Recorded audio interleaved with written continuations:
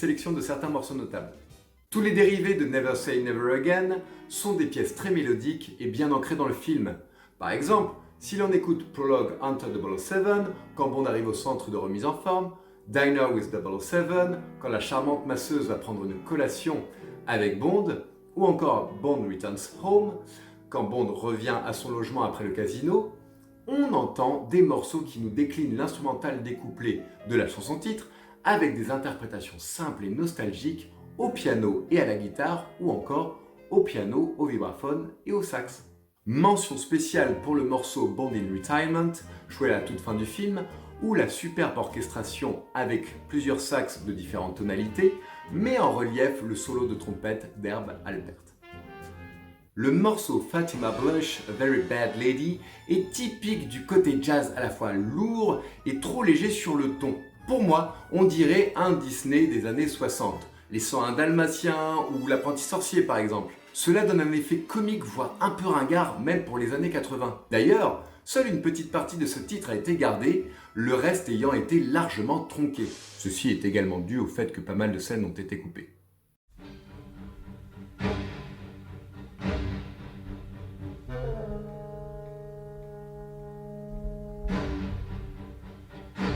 Géo, tu fais quoi là? Quoi? Bah, attendez, j'étais obligé là. Vous allez quand même pas me dire que vous voyez pas une ressemblance musicale avec un certain film du milieu des années 70, non? Ok, on tente avec l'image et la musique en même temps.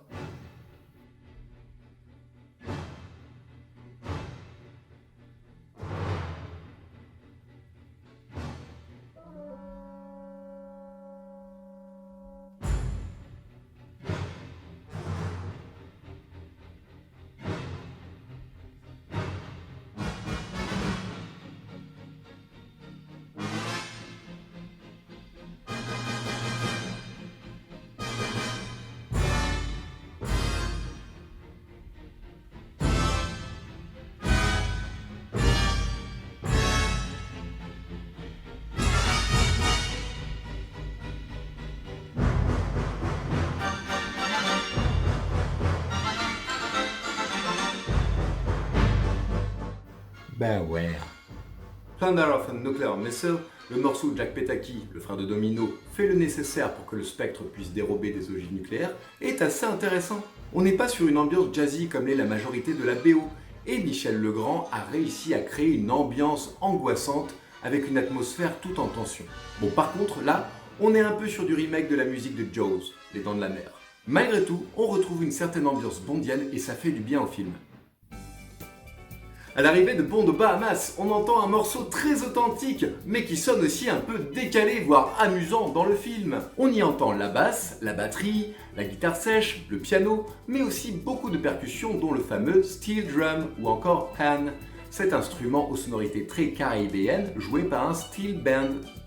Lors de la scène Olé Olé entre Bond et Fatima, suivie par la scène de plongée sous-marine, le morceau Fight to the Death with Tiger Sharks distille une atmosphère, disons quelque peu érotique avec le saxophone sexy, mais aussi angoissante avec les cordes.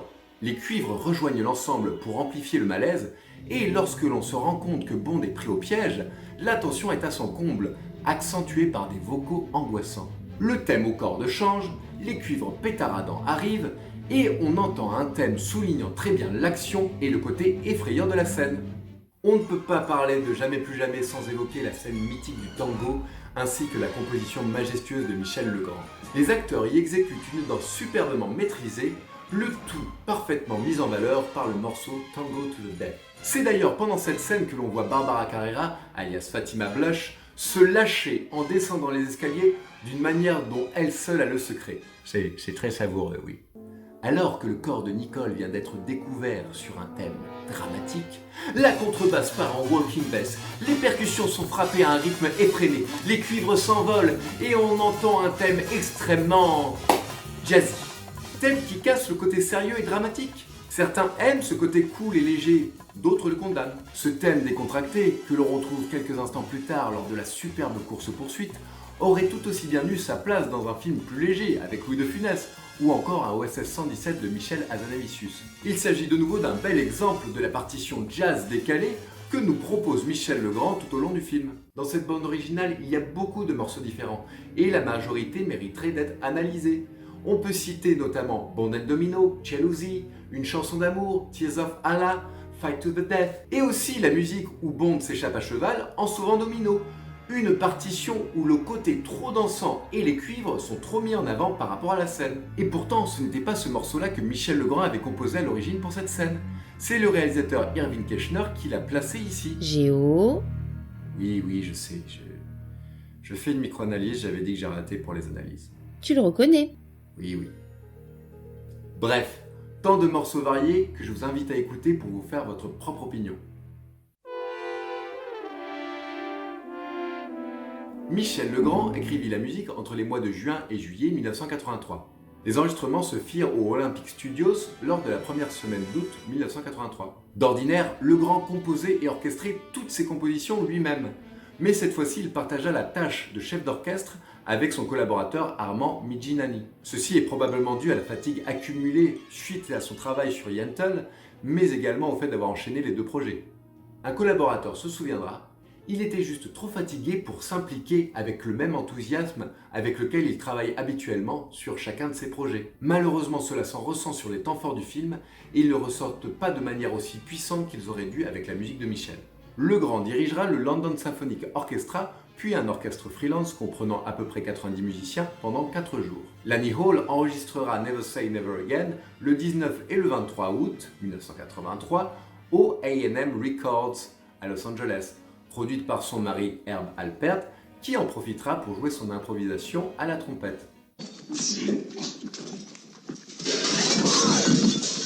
Une fois l'enregistrement terminé, Schwartzman et Kirchner furent préoccupés par ce qu'ils avaient entendu. Kirchner dira « Ce n'était vraiment pas ce que j'avais envisagé pour une musique de James Bond.